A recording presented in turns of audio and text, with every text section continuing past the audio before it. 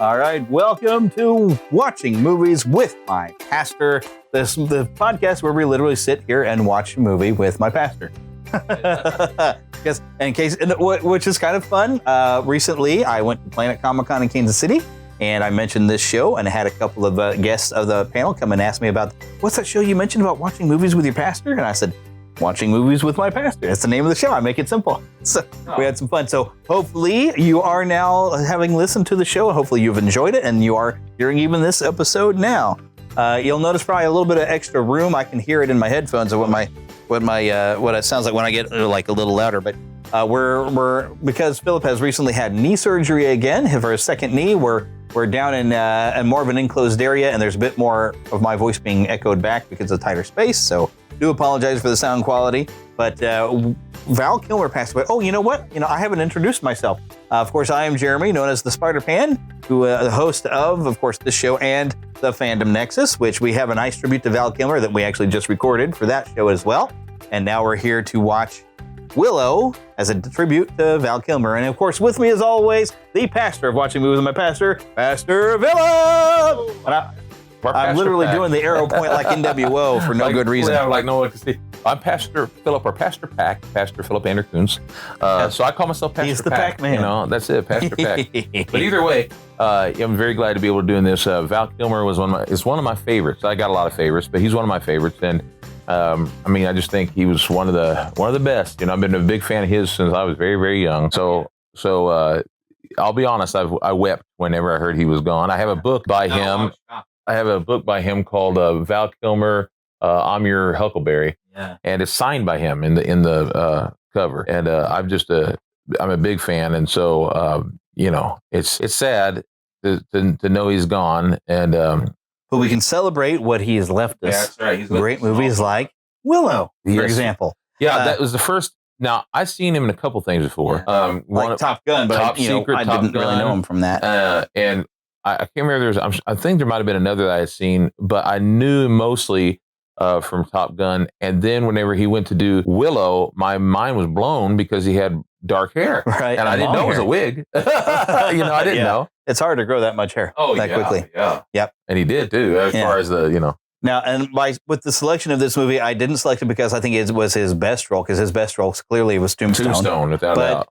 We have not broken into doing R-rated films exactly in this podcast, and so I'm going to work my way to it to where people might be more accepting if we watch something that might have an R rating, because people probably coming to the show, hey, Watching Movies with My Pastor, expecting a clean show, and for our part, it will be a clean show in our commentary, and we're going to find spiritual message and stuff, but the movie content itself may not be, but you're not going to be seeing the movie anyway. You're going to be only people who go and are members on Patreon or become premium members on Red Circle have the opportunity to hear the film quietly, to make sure that you can hear it along with us in order to watch along with this. If you're hearing just the podcast, there's odds are I have edited any time that we're not talking. I will probably edit it down, so it's possible that the runtime that we have of the movie will not match the movie, most likely, and so it will not. Heck, it's when we did Field of Dreams, because I'd never seen it before. We only talked, there's only about a half hour of us actually talking, and the rest is all the movies. So that episode was short.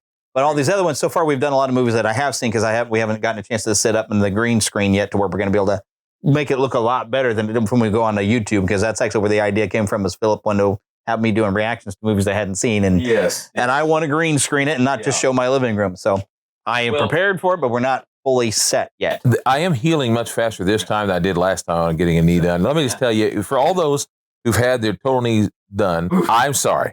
For those who haven't, I'm sorry if you ever have to, because it is the most painful. I've had 7 brain surgeries, so I know what pain is like. But they're nonstop pain, and I'm sorry that you had to come for this, Jeremy. And if you make a noise, then everybody just be forgiving if you kind of every once in a while, because it could happen. Yeah, it is obnoxious, but I'm okay with it because you have to go through the pain to get to the gain. Yeah, there's just how it is. And those of you who've been listening and through all the old stuff, you might notice that we did for last knee surgery, we gave you a break, and I have what I call playing games with my wife, where I was playing some video games with my wife and doing it that way. That sounds strange. Which I don't know if it was quite as interesting to some people as watching the movies, but I would have continued to do that while he's healing up, but with the passing of Val Kilmer And even with recently, we had the 35th anniversary of Teenage Mutant Ninja Turtles, the first movie. So I was like, oh, we got to do that.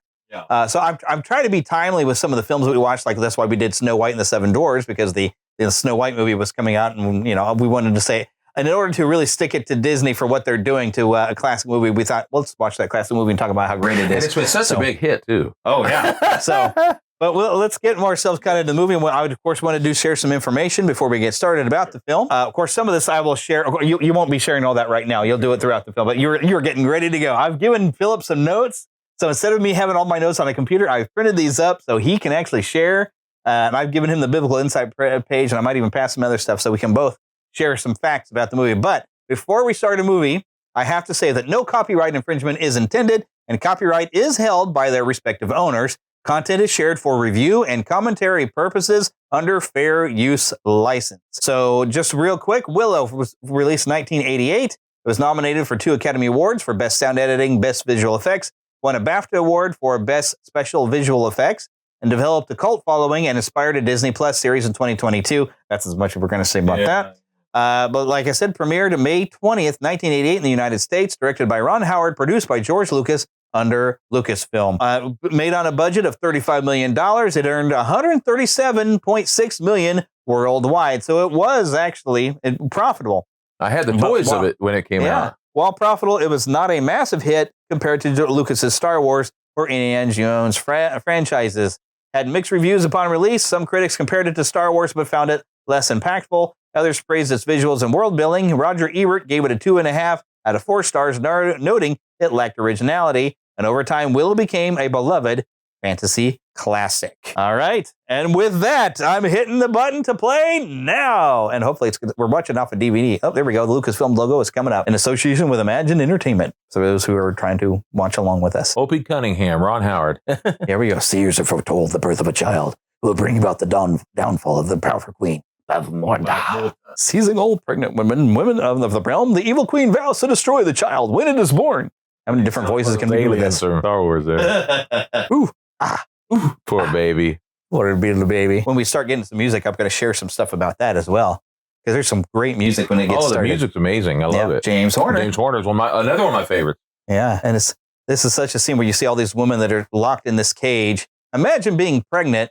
There's Joanne Whalley. Yeah. He had met her once before, but this is where Val really... Here we go. I actually have some facts on that. Val Kilmer and Joanne Whalley shared a romantic journey that began with a serendipitous connection. Before meeting Whalley, Kilmer had a dream about encountering his future wife, which inspired him to write a poem titled "We've Just Met, But Marry Me Please."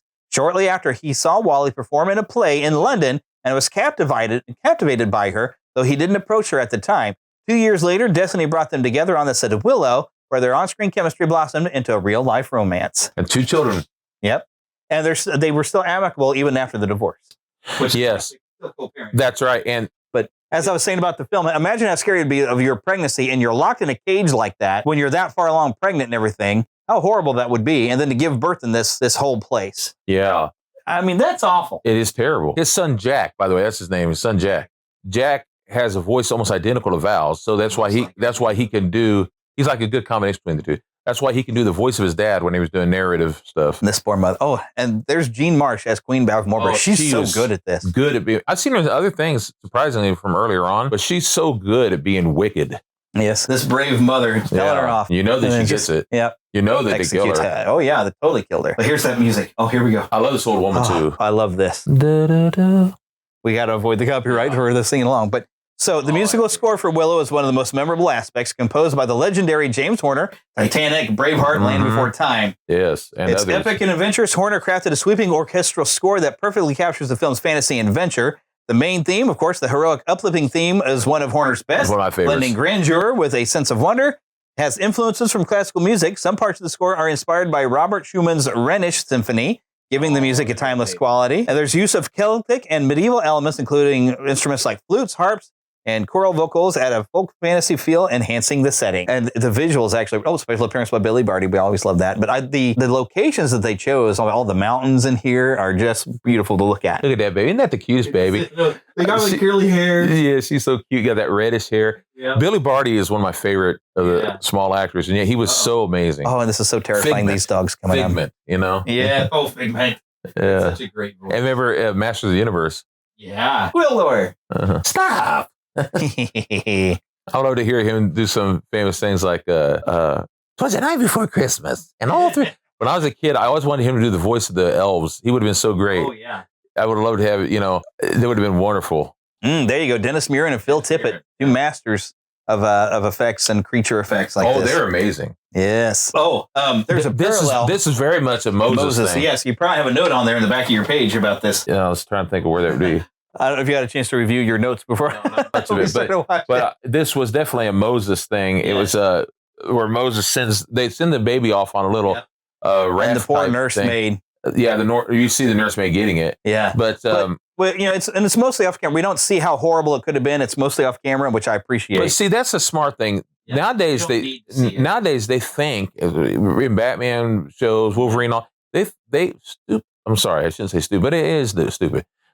People think, oh no, in order to experience all Wolverine, you have to see the blades go through people. You have to understand. No, you don't. You don't need to. They want to see it. Yeah, it's dumb. I'm not into that. I'm not into that. I don't need to see it. You can get so much more.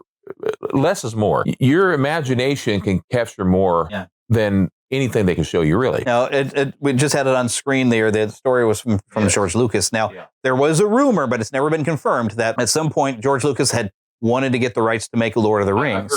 I've heard that. But it's never been confirmed. But they have noted that he seems to have taken some inspiration from Lord of the Rings, as well as some other. I think I actually have a little section about this in my notes. He actually conceived Willow as early as 1972, but waited for technology to catch up, it does say. But there seemed to have been some influence between this and some other films that he enjoyed in some of his works. It does say here, Willow's journey mirrors that of Moses or David, ordinary people called to do great things through life. So that part we do see. Yeah, and we were just you and I were just all on the phone talking about Gideon, how everything about Gideon in the Bible is basically God saying, I want you to obey me, but you'll just watch and see what I do. So Gideon couldn't take the credit of winning the battle. God won the battle. This was like Warwick Davis's, who played Willow. This was like his second thing. And the first thing he'd done was he played, and I may be wrong on how many, but he played an Ewok in The Return of the Jedi at age 11. Yeah, he played Wicket. Willow was written with him in mind. Because the thing that George said, I seen him in interviews years ago. He was only 18 at the time. Yeah, he was only 18 now. This is not an insult in any way, shape, or form, but one great thing about the little people, they call it, now he looks young, but their age is not as obvious as ours. Their age is not as obvious as ours because they look different and all that. But one thing George did, he was a Wicket. A Wicket was not originally going to be as big as a role, but that Ken, what's his name? The one who played R2-D2, Kenny Baker got sick. So his Ewok, who was in it was one of my favorite Ewoks. He had more of a reddish brown hair and all. He was the one who went and stole the little speeder bike thing. He was originally going to do more, and he was going to basically be the role that Wicket ended up being. He was going to be the more important one, but he got sick, and so he couldn't do as much. But so Warwick Davis really got blessed, and poor Kenny being. And he apparently was a big Star Wars fan and had his toys with him. Oh, you can imagine. Isn't that sweet? And apparently him and Carrie Fisher got along really well. You see these wonderful Carrie, first of all, was a loving person. Yeah. And it shows pictures of her with him, and he's got black around his eyes, of course, because he's behind his mask. Yeah. And she's just loving on him, It's so sweet. Yeah. Oh, Burgle Cut is this guy is so good at that part. He's such a horrible character. This sounds horrible, but we had this wonderful young kid in my church years ago who I'm still to this day close with, named Sam. But whenever he was little, he looked so much like the kid who played Willow's son. There he is. Because he was small. He looked like, for some reason, we called him Burgle Cut. I don't know why. My friend Seth called him Burgle Cut. So for years, we called him Burgle Cut. And but he looked identical to that little guy. I love this. Under no condition is anyone to fall in love with that baby. Yeah, they're not listening to you. You can't help it. Your heart goes to that child, that sweet baby. Yeah. I will not be ignored. And they're walking away. I just love the way he moves his hands and everything. He's so funny. He's so great. He's like, hey, kicking the dust. Yeah, he's so great. Warwick Davis is just, we love you, He's buddy. amazing. He's such a great entertainer. And I love how the way they design their clothes here, they look similar, but they're not identical, They're very much hobbits. I love this. Oh, yes. The special birthmark. It's really cool looking. Yeah. I love the lady who plays his wife, too. Yeah. Did a good job. I love this. They were like, yeah, sure, let's take it to the village elders. Everybody's going to blame me when everything goes wrong. It'll be my fault. Yeah, there's so much character development in this scene, really, because we get to know our hero.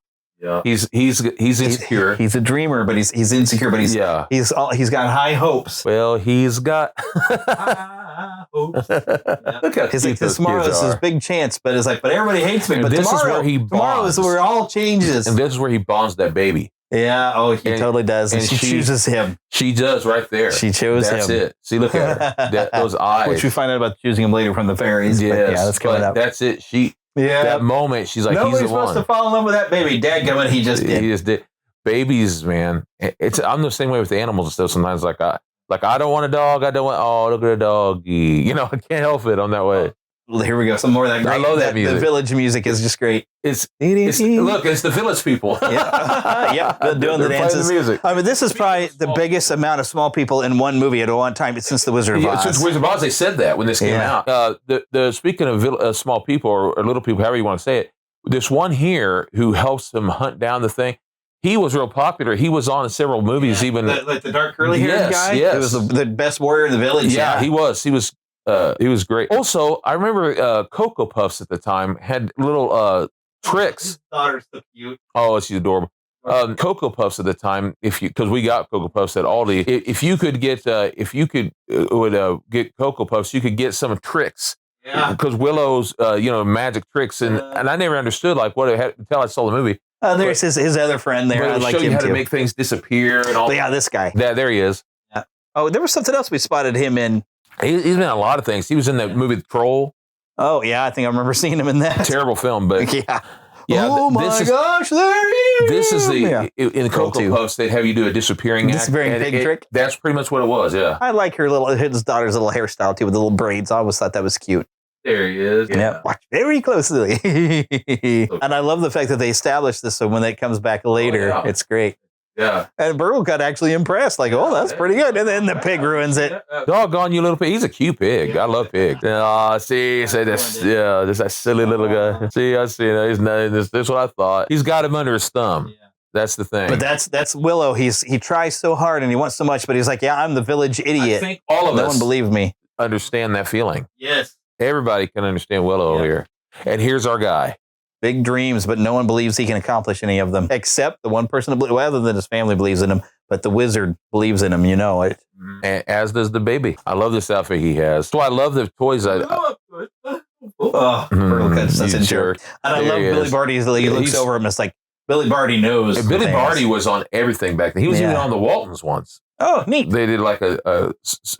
I can't believe I don't have any notes for Billy Barty in here. Oh, he was amazing. The greatest voice. Yeah, he did. You know. Yes. Mm-hmm. And the expressions he would do. That one eye. It was so overboard. It was just enough where he could believe him. It was so great. Almost looked one-eyed, but he wasn't one-eyed. He could use that one eye to really emote. Yeah, he would. It was his left eye. Yeah. The way he could use that left eye and give you this stare with it. Yeah. Kind of like Popeye. Yeah. Not quite. Nope. I like the braids in his beard. He's got a great costume. Yeah, he's amazing. And then he's looking at the way he's looking at him. The way he's looking, he's expecting a lot out of Willow. He looks down at himself. He's kind of questioning. Yeah. And I love the answer to the question later, what Willow was meaning to do. See, if Willow believed in himself, he would have given the right answer.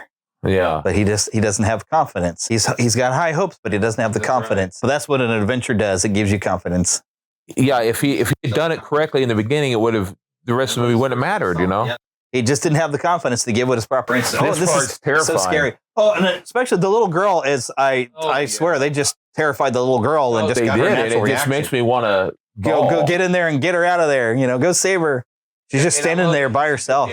He's a good daddy. He's out there putting his life on the risk for her. Yeah, but when she's up there on the thing, just real. Crying. Oh, that little girl, she just breaks her heart. That's not acting, you know. That's real deal. It seems like she was really terrified. So it's just because you've seen babies that are just scared and they cry that way, and you're just like, oh no. So you know that's not acting. That's for real. I mean, there we go. Guess see that we get back to acting. She looks all normal, but got up there, they just had to let her like react to these dogs running around these costumes. Or whatever it was they did. They did, yeah, because she's just being a baby little girl that's just screaming for mommy. So, and I'm sure mommy was close by on set and came out and like, it's okay. They're actually just dogs in costumes. Well, it is terrifying.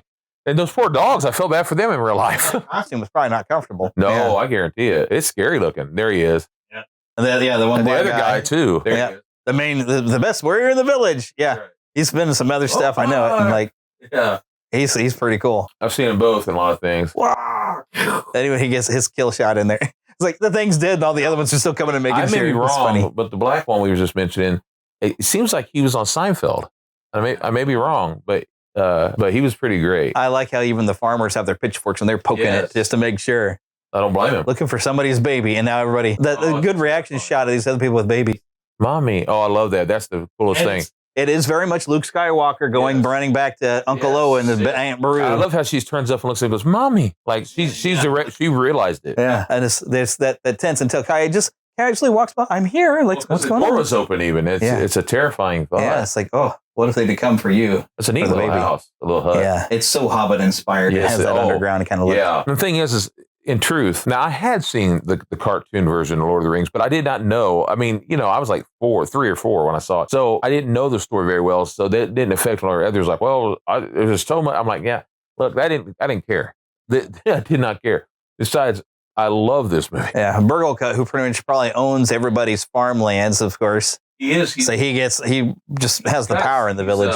I'm trying to think of what that reminds me of, but he basically has his thumb over everyone. Yeah. So he gets in there like, I know he reminds me of, in some ways. Whoever's fault, we got to run it out of the village. He's basically Ebenezer Scrooge. Yeah, he is. Willow Upgood, come here. Come forward. Oh, that's like, oh man, I'm cooked. What is this baby you're carrying, Willow? He's so good. Yeah. A daikini. You stupid daikini. Yeah, if he would doom the entire world. Let's give it back to them. That's what the dogs want.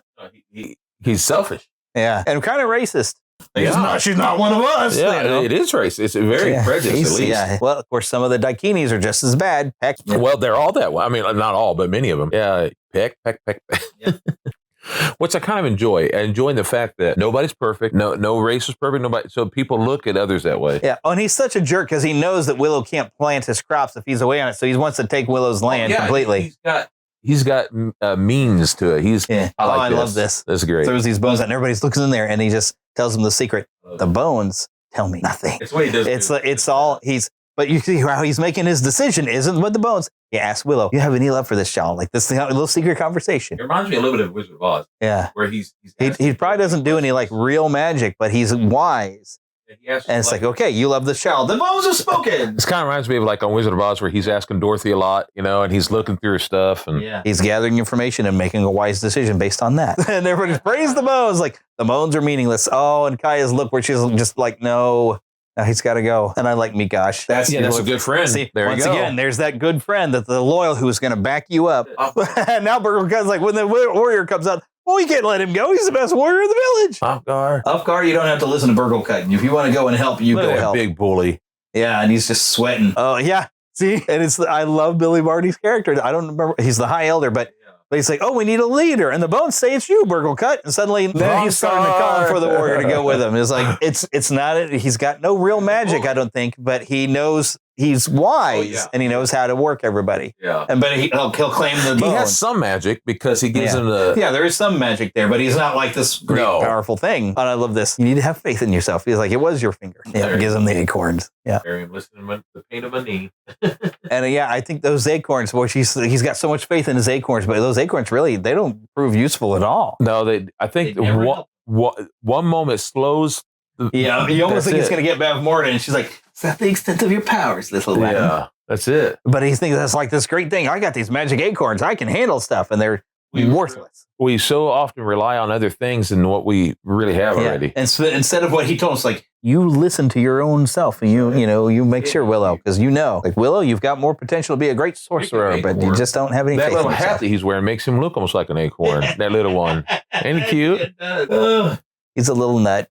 Oh, and the little pointed head on there. I give you a guard, carry your spear. Oh, that's so sweet. What a lucky father I am. Oh, Bobbins. Yeah, the Bobbins. That's what makes it so special when he gets to come back home again and he makes it. Yeah, I love it. You gotta remember how special everything is back in his village with his family. I love this part. I love this. Oh, I miss you already. Well, she hasn't said it yet, but so sweet. Mm-hmm. Yeah. He has no idea the adventures he's in for. This is a big thing, though. And the music. Oh yeah, I'm telling you, the music is great for this, and it's Willow Upgood's personal theme, really. Yeah, it is. It is all him. Yeah, she gave a part of herself. That's what she had.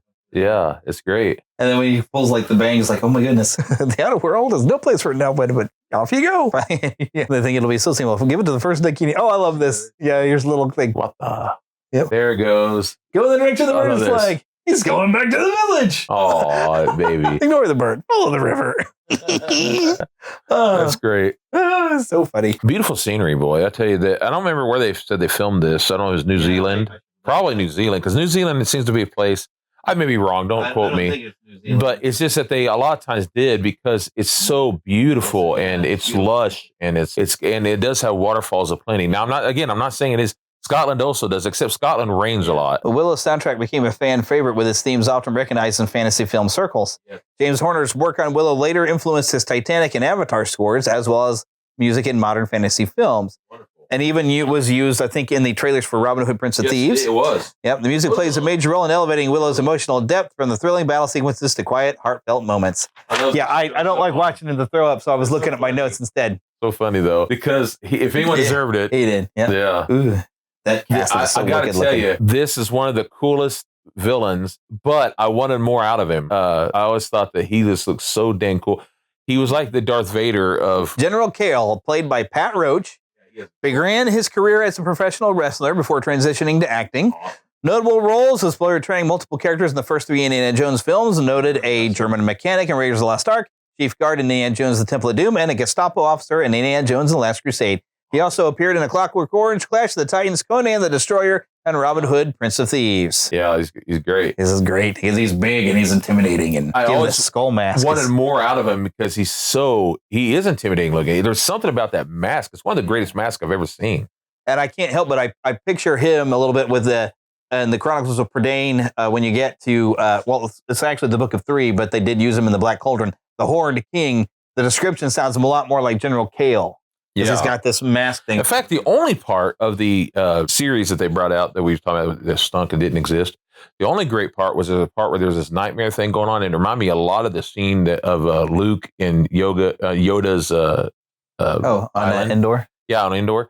It reminded me a lot of that, and Kale, of course, he's gone at that point, but Kale shows up in this darkness scene. That part, and it was terrifying. That was the only part I really enjoyed because it reminded me so much of that indoor scene. And this is very reminiscent of the Fellowship of the Ring, where they're being hunted by the ring wraiths and they're hiding in the brush. Oh yeah, absolutely. And you're just terrified because you see little Laura Dannon is like scared, but like, oh, please don't make a sound, baby. You make a sound and they'll get us. And I'm not saying this. I'm not saying they would have, but when I was looking at him the first time doing this, I kept thinking, please don't tell me he's going to get that baby up. Oh no, he's not going to do it. I'm talking about the big dude there. Oh, Burgle-cut. They're like, hey, they're Dakinis. Yeah, we just give them to them. Because the way he looked at him, I was like, oh, please don't give up the baby. Somewhere Burgle-cut has some sense, maybe. Yeah, hopefully. That something is wrong here. Oh, here's that great swipping music. Yes. And I love this shot cool walking scene. over the log. And back then, I'm not saying they did this here, but I loved when a lot of times what they have to do to get a scene like that, they'd have to shoot it in a complete different location and then set it over itself. Let's see, what was that? Willow's theme. This gentle yet heroic melody represents Willow's growth and journey, played softly on woodwinds and strings at first, but later swells with full orchestration as Willow gains confidence. Similar in spirit to themes Horner later composed for Braveheart and The Land Before Time. And there it was. Yep. And he's so amazing. And you see him change a lot, not just in action, but even in his look. He's the greatest swordsman that ever lived. Now, renowned for his dedication to embodying his characters authentically, for Willow, Kilmer underwent extensive training to master the swordplay required for his role as a skilled warrior. This preparation involved rigorous practice sessions focusing on choreography, technique, and safety to ensure the action scenes were both convincing and secure. Kilmer's commitment to the role is evident in the film's dynamic and memorable sword fighting sequences. That's what I say. Val really worked hard in whatever role he played. He always did. Here we go. Well, he's got charisma and comedic timing. Yes, he does. I love how they dirty his teeth up in there too. And you wonder how long he's been in that cage. Oh yeah. Oh, I bet his legs are killing him. Yeah. Well, yeah. I mean, the character. I don't. Val Kilmer might have been in there for a while too, but no, the character. I mean, yeah, the character though. Who knows how long he got locked up in there? Maybe I'm thinking that because my legs are killing me. Yeah. Me, gosh, you're throwing some sense. See, somebody put him in that cage for a reason. But see, when you have your noble hero, you have to have that scoundrel sidekick character. Because it's George Lucas, and that's what he does. And he's not as bad as he looked. Right. I love the look she gives him. That they were so looks. Smart at the editing of that. Ron Howard was. Yeah. getting the rest. You almost forget it was Ron Howard because, and I'm not trying to diss on George, but George kind of overshadowed him in some ways, and that's not good because Ron is amazing. Yeah. Ron Howard is. And I think part of up to this point, other than Top Gun, I think Val Kilmer was known for his comedic timing that he's had in Real Genius and Top Secret. Yeah. And so he's got kind of a comedic role here, but he's also a very cool and heroic character when you give him a chance. That's right. And in Top Gun, for me at least, because I was young, I knew he wasn't a villain, obviously, but he wasn't necessarily the good guy either. He was kind of somewhere in between. When you're young like that, you need an antagonist of some sort. It. And it was kind of weird for me as a kid because I wasn't used to that yet, being somewhere in between. I wasn't used to that. But, oh, he's such a bully. You're gonna what? Someday, and by the end of this movie, Migosh. Migosh, yeah. Migosh is a good friend. Yeah, sticks with him. I forgot at what point Migosh gets sent home. Oh, it's after the fairies. Yeah. A minute. Yeah.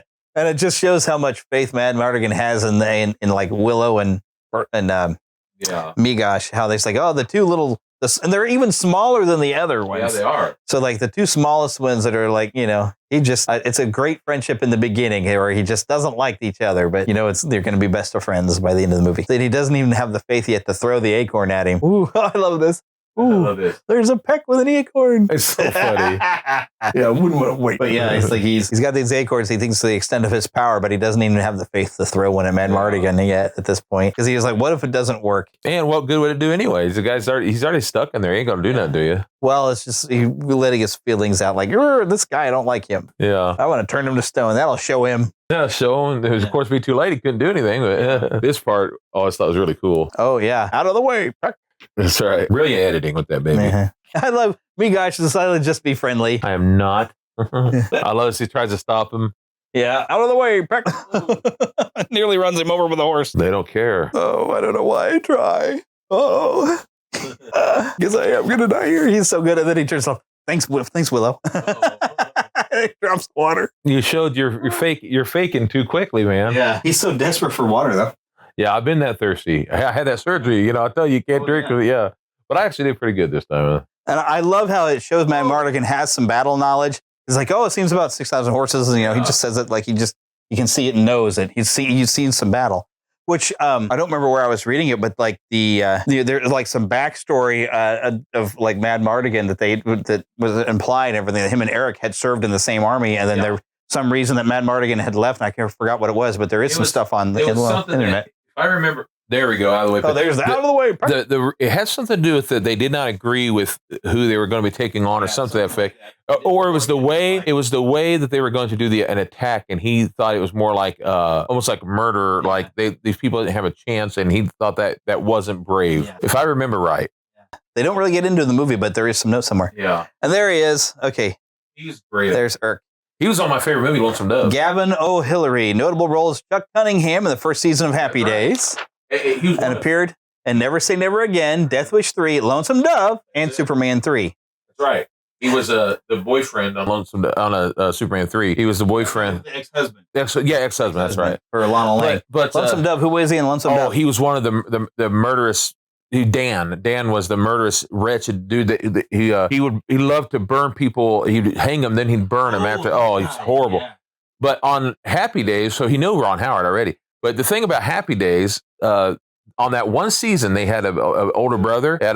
He had Chuck was the older brother. They had 3 actors play Chuck on that one season. 3 actors. And the amazing thing is and they never could quite figure out what was the use of the older brother. So by the season 2, they got rid of him. Yeah. There's a lot in that scene. Let me out of this cage. I'll win this war for you. Yeah, exactly. Says, no, you sit in that cage and rot. You see that. But also the conversation, Bev Morton is like taking everything. So you kind of get the idea of how bad things are, the situation with Bev Morton and what she's doing. Now she's confident. And it's all going to come back by the end. It's all going to come back to this, basically it's good that he didn't get to go. Right, because they were getting slaughtered. And he didn't believe in it anyway. He just wants out of the cage. Yeah. I wonder why he got put in there. There's some, he probably was put in that cage because he didn't want to go to the war that they were doing. Maybe. There was something that they were doing that he didn't agree with, and so he got locked in there. I don't know. He probably was doing a little bit of mercenary work at some point, maybe. Too. I know a lot of women who do.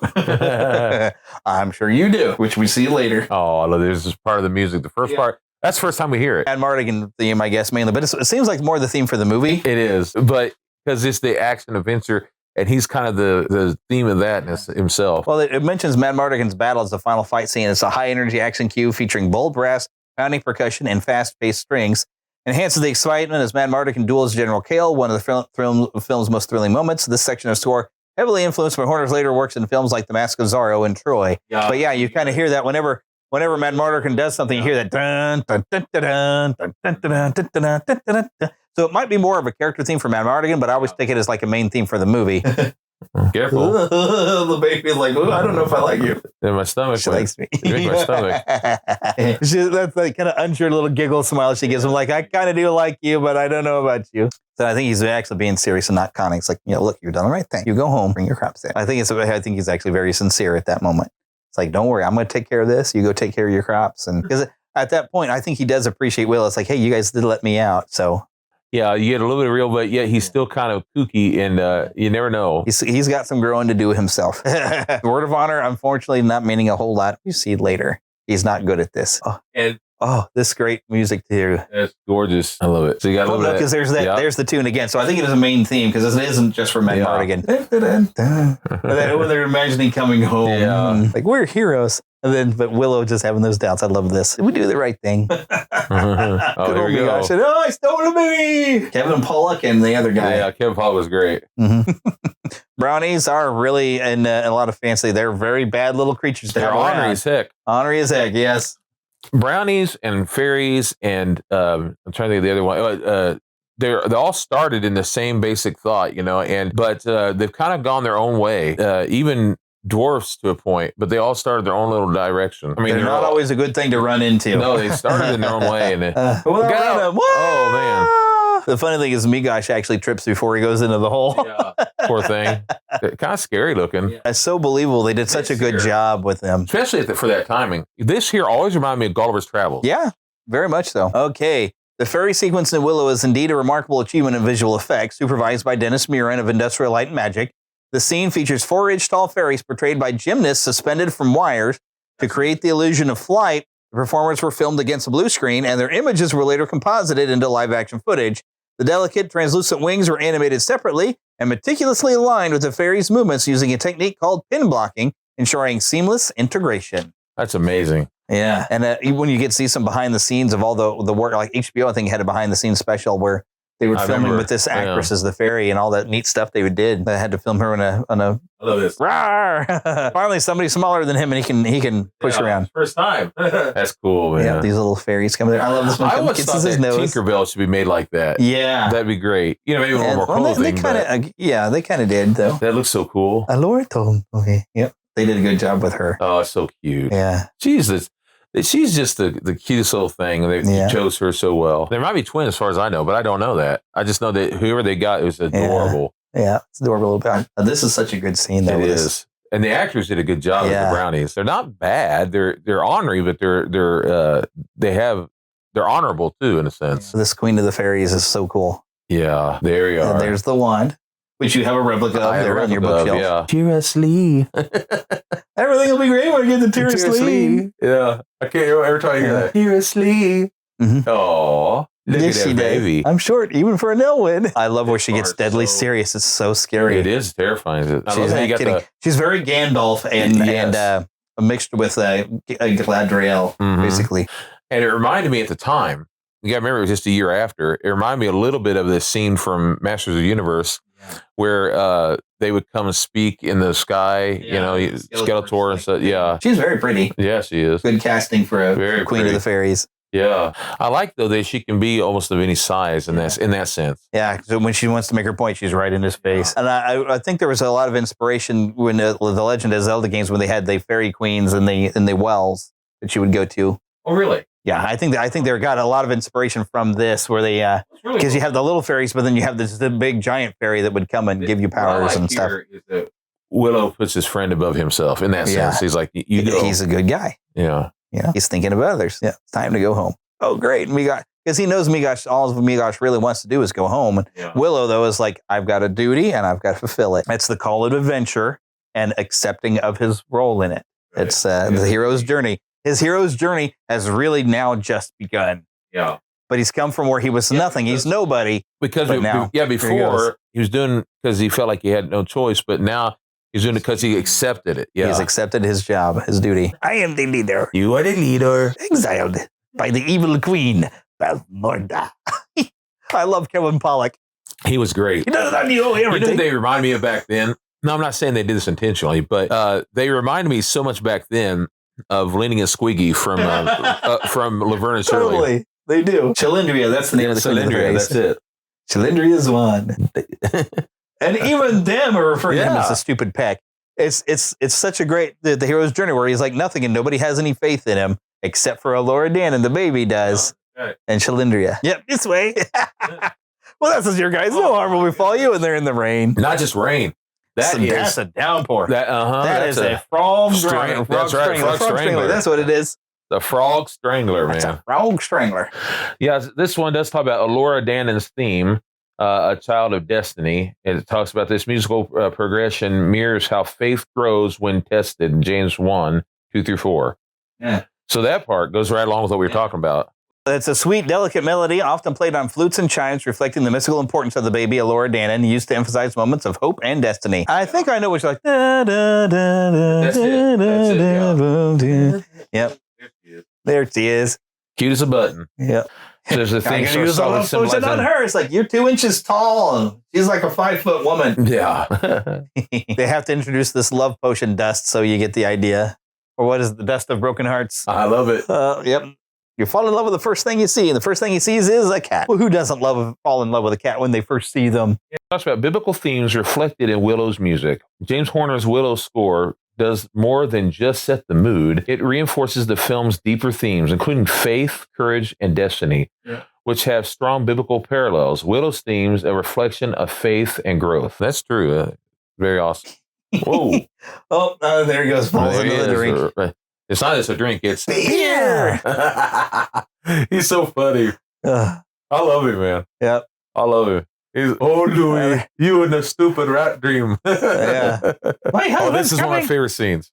This is so weird. It's like, does she live here in the back end of the bar or something? There's like this bar or whatever. I'm assuming.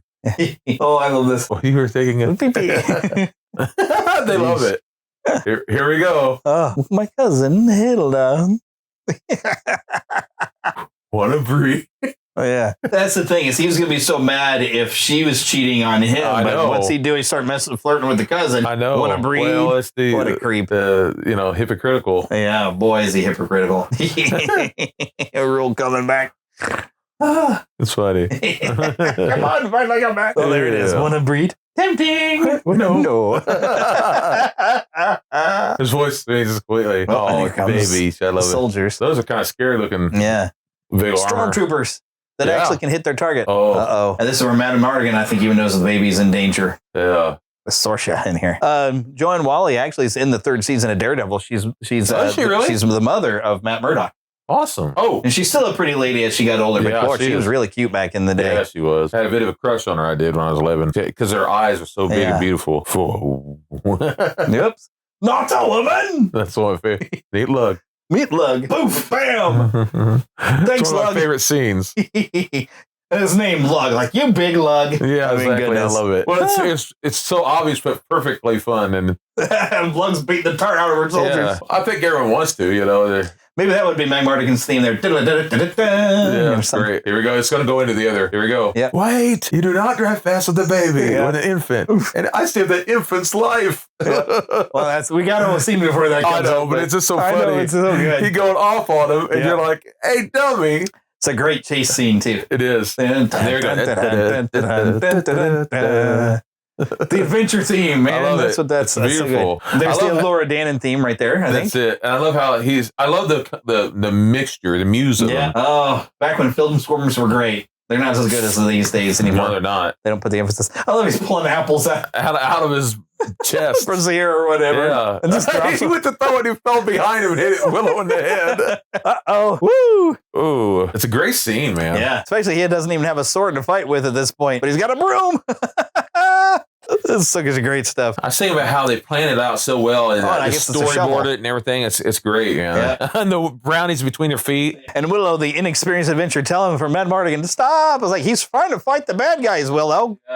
But he's crawling out there trying to grab the little horse rein, which that's brave too. Yeah. For a little guy, he's, That's got to be Madmartigan. That's a great one. There goes the beer. There we go. There we go. Oh, because everything's got to go from bad to worse. That's the adventure. Hanging in there, Louis. Don't let go. Uh-oh. There goes one of the wheels. Louis. So that's how you do some great adventures. Things got to get worse and worse and worse until you turn it around and it gets better. One thing I learned watching the Batman and Robin movie when I was a kid was it's great to have several. I know it sounds silly to go several back things there. going on at once. Several things going on at once, so that you're invested in several things. Like, wait, this one? Whoa, that's going on too. Every different character's got their own thing they're dealing with. Because even then, when as a kid, they were fighting Riddler, the Catwoman, Penguin, and Joker all at the same time. They're all on top of that ship with all those other guys coming into it, and it was a big deal to me. And I love Willow. Willow getting the fight back. Bonk right in the head.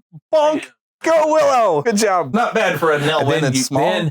And then to make the adventure go greater, what you do is you play that theme on a different note, on a different off note, Yeah.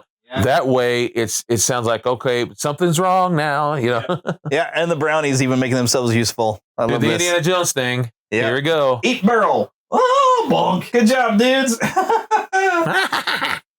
That's the C-3PO R2-D2 moment, Whoa! And just when you think you're out of it, that's terrifying. Here comes something else. Yep. I never realized that was his theme until today. That's some great music, man. Yes. Well, we got the soundtrack. James Horner. One of my all-time favorites, man. He's in my fave 5. He's in my top 10, of course, if you're my fave 5. I love that. Similar to Conan the Barbarian, that ding, ding, ding, like Conan would use in that score. That's another one of my... It sounds like the Clash of Steel. Oh, yeah. And Willow trying to scold him. We're getting off. I'm like, nope, we're not out of danger, Willow.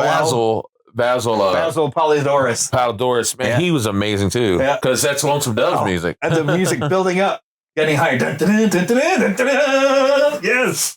Oh, there you go. Yes. Oh, this is just great. Now we're finally getting to a point where they can slow down. Super Katie, ask him to stop the carriage. Or stop the wagon. That's what happens to get drunk with all that beer, buddy. Drive that fast with an infant. And the shock on his face. I just saved that infant's life. It's like, you need to wake up, Willow. It's a dangerous world out here. I love how he sends that carriage off on its own because, And they hide. See, Madmartigan is wise about these sort of things. Well, he's been in the world. I think that's Sorsha coming even when you see that brief look. Willow's like Sorsha. Maybe you're right. Willow's naive in this sense. Is. Yeah. He's never been outside the village. He has no idea. He's been protected. That's where he learns and he knows that he needs Madmartigan. And you're 10 times bigger than I am, stupid. Yeah. And when Madmartigan leaves, she cries. Laura knows more about what to do than he does. That's a smart baby. This is a great scene. Yeah, it's a dangerous world. That's why we need your help. I love it. And you're 10 times bigger than I am. Oh, here come the dogs. They did. I mean, you know that they filmed the brownies probably in different sets where they could have the oversized grass for them to run through and everything. That's the blend of there to make you believe that they're there in every scene. And I love this bonding also between Laura and Madmartigan where she grabs his finger and smiles at him. Yeah. Then he tries to play it cool. Well, don't expect me to help again. And it's a great scene too. That way, when you are drunk, you forget that I am in charge. So it's just great scenes in comedy. Madmartigan establishing his relationship as part of the party, as you would call it in a gaming thing. Part of the party, the fellowship, if you will. Yeah, and Madmartigan is a bit of a one-sided character, but she's everything you just need her to be. She doesn't have a lot of character development. She's just always angry, mean, and nasty. So much to where she can even slap around General Kale. And, he's like, okay, I'll take that slap. That's a nasty slap from her to a warrior guy like that. But it's just the way she plays it, like, find the child, like angry, and then just time is running out. She can be terrifying in her own way. Gene Marsh did a really great job. Now, I wonder where Madmartigan got a jacket or whatever like that, though, because he was basically just left there in the dress he was wearing, which is still wearing around his waist. And, of course, nobody's looking. Willow's got to try out the wand. And I wonder if those are some of the words that he heard from the village elder, really. He didn't know what he was doing. He was just like, oh, these words sound good. I'm going to do this. You like Willow? Like he doesn't even realize, like, Willow's up a tree. He's never going to get down on his own. And it's great. All these different little bits that just kind of establish the the relationship between the four of them. And I love Matt Mardigan's like the resistance, like, oh no, that's the way I'm going. Like he doesn't want to go because you have that bonding moment with him and Adora, and then Adora, and that's not Allura. My mother raised us on black root. Put hair on your chest. The last thing she needs is a hairy chest. I love it. You see that? He stole our black root. So all these little side scenes really do add a lot to it, where we just take a moment for characters. Yeah, build up the characters. Yeah. And then I was like, okay, let's get back to this plot. Now there is a deleted scene in this too where there's like a monster in the lake. Oh, is there? Yeah. I may have seen it, I don't remember it. I don't think the effect turned out like they wanted it to. So this Well, they were limited back then. Yeah. Not like now. Because I think it was even Willow was going to kind of gone out on his own a little bit and get attacked by the thing and then have to come back. All you do is hang around and eat our eggs. Your mother was a lizard. I like that he calls it sticks. Yeah, I don't know where he got this from. Seems like there's an origin to that. And he's still chewing on some black root. Black root. You got black root. Yeah, little wave. You kind of see it like he kind of wants to stick around, but he's so much of a loner, I like that he kicks the dirt in the face. Dirt at the brownies. Yep.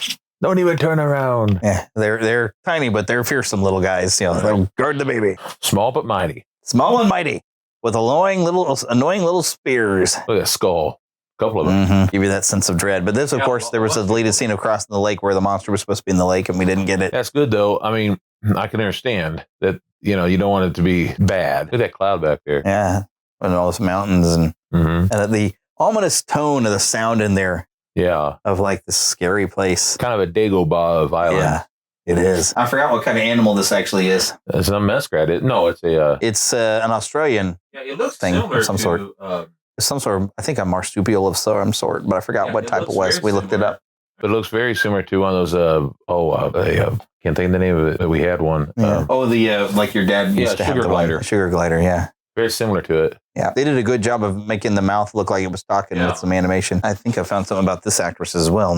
Patricia Hayes, veteran actress, known for portraying mystical figures. And she does such a good job of cooing at the baby as an animal. Ooh, he's a fool. That's ridiculous. Fuzzy. I love the shock of like... See, they're reminding you that he doesn't know what he's doing. He doesn't know what he's doing. He's in over his head. Yeah. And it all comes down. I love like his brave moment there where he's the one standing there with Raziel to beat the drum to get the things going, at the end. Yeah, you can't say he didn't have a choice, And I don't think he necessarily told him. Yeah, I don't think he really told him, but I think they followed his tracks. And it's kind of odd that they know to grab the animal that's talking. This is a good scene. Their relationship slowly developing or whatever. Yeah, there you go. Still got one counts. Like that's a flirt in a weird way. Lose your skirt, but I still got one counts. I mean, goodness. Right. But I like the way he stares at her leg. Why are you staring at my leg? I'd like to break it. When he's checking her out, Look at all these seashells that they have on this beach. Oh, the brownies get left behind. This is funny. I love that. Are you suggesting we go home? No, this is more fun. Between the two of them, the smaller one's more the leader than the tall one. Even though he thinks he's the leader. But when you are drunk, you forget that I am in charge. Yeah, he says he's in charge, but he doesn't act that way. He's always asking the little one. The little one's always telling him what to do. That way. Yep. No. Yeah. That way. Now, where did the wand end up, though? When they took the wand, you think Sorcerer's got it? I'm not sure. Or did Willow manage to keep it hidden from them? Maybe. I'm not sure yet. I'll remember. Yeah, and you can appreciate Willow is just... He's still concerned about the baby more than anything else. He's like, you're in deep trouble, Willow. Oh, here we go. What are you staring at? Your leg. Like to break it. Her voice always kind of throws me off there. Like, that's so bizarre. Hate that woman. And, this might sound awful, but I feel like Sorcerer wants to keep him as a personal slave to do with whatever she wants. Maybe. Somewhere, just saying. She is an evil woman at this point, and evil. I think she would enjoy torturing him. Yeah, and then playing with him. I love how he picks him up and saves him because he knows he can't do it on his own. Yeah, it's very much. It reminds me of Boromir in Lord of the Rings. I remember when this movie was coming out, they kept showing those two together, Val and Warwick. Yeah. And they really bonded in this film. Oh, man. Kale is so scary looking. Oh, he's terrifying. That's a great mask. That's what Skeletor should be like, man. Oh, yeah. That mask was amazing. Yeah. And you see Matt Mardigan actually concerned about the baby, too, with that look on his face. Well, and they should be, because this is not just... this is the fate of the world. Yeah, it's not just the fate of a child. It's the fate of everybody. Yeah, see, Willow somehow or another still has the wand. It's like he kept it hidden away. Yeah, good. I love that little wand. Yeah. It's the character class, the Dungeons and Dragons style, man. It is. You got the guy who's the wizard who doesn't seem like he's that useful except for when he gets his magic to work, and then you have the warrior who doesn't understand the magic and can't do anything. They're very much class. Oh, I don't blame him. I understand that 100%, man. Yeah. That's why I thought muskrat. Yeah. It's not really a muskrat, but he's calling it as it is. That's why I said that. Yep. I forgot. Yeah, it's weird that little animal looks like it's relieving itself. Yeah, the way it's sitting there. Bit him. Yeah, need the blood. The weird thing is he's doing all this stuff to make this potion, and yet he doesn't need it when he's actually doing the transformation stuff later. Yeah. So, but I guess if they've already made the stuff and put it on the wand, then I guess it's already done. So this is funny though too. Yeah, I always thought Val Kilmer. I'm an artist, so I look at everybody all the time. I look at their eyes, their lips, their nose. By the way, men, I'm going to tell you something. Be careful about doing that when you look at women and stuff, because they may think you're thinking other things. But because I've had to tell them, no, I'm not looking at you that way. I'm looking at you as an artist, like I draw them. How would I draw? But I love, even then as a kid, how I draw Val Kilmer's lips, which I did many times as Batman. But I just think he has the coolest, most awesome lips. Him and Michael Keaton, I think, have the greatest lips. Yeah. But the part that I was commenting that's funny is like, what are you going to look like if this works? Don't interrupt. She's like, I am a beautiful woman. Concentrate, Willow. Yeah. He wants it. See, I like how they captured that, though. How it's not just saying words; it's taking part of you. I love this. Yeah, turned into a crow. They did a good job with that effect. Farmers. Cylinder sends me farmers. Just still upset that he's not a real sorcerer at this point. Yep, we can pick a lock. And of course, Mad Mardigan is not just going to sit there and take that. He's like, oh, come on, I got away. And here's where he's going to get him in trouble. Here we go. You stupid Daikini. Smack the dust of broken hearts. One of the lines that's come up here in a little bit is when she says, Willow, you idiot, as a goat. Idiot. My father quoted that all the time. All the time he quoted that. Look at his face. Right, that'd be great. You find me up. It's so pretty. You see the sun coming up. The sun coming up over the mountains. Yeah. The music's brilliant. This is where I think the music goes from being good to brilliantly great. It's like you regret doing it because now he's in La La Land, and we need him now more than ever. I love how the snow's all over him. And look at that sun coming up. Oh, man, that's so cool. They had to time everything just right. Ron did an amazing job. I don't think he gets some enough of that credit. You can do with compositing later to make the sun. I'm just saying that they didn't give Ron enough credit for this film. Yeah. Well, didn't he do one of Cocoon movies? I think both, but at least the first one. Yeah. He was good. He did a lot of good. He's a good director. Yeah. And this is where it all goes wrong. Now, the thing is it's supposed to be this first female he sees he's going to fall in love with, it, but he already loves the baby, I guess. Yeah. So he looks at Sorcerer. It can't be. It works. Well, he looked at it with direction already anyway. Yeah, I guess. But it didn't hit until he really looked at Sorcerer. But I think it's because he already loved the baby. The magic doesn't work that way. Yeah. Because he already loves that little baby. You know it. Deep down, I think he had feelings for Sorcerer in a sense. Yeah. Well, he was attracted to her. Yeah, that's for certain. That's for sure. And we get a nice little bit of almost a love theme kind of it does. I love how they're like, uh-oh.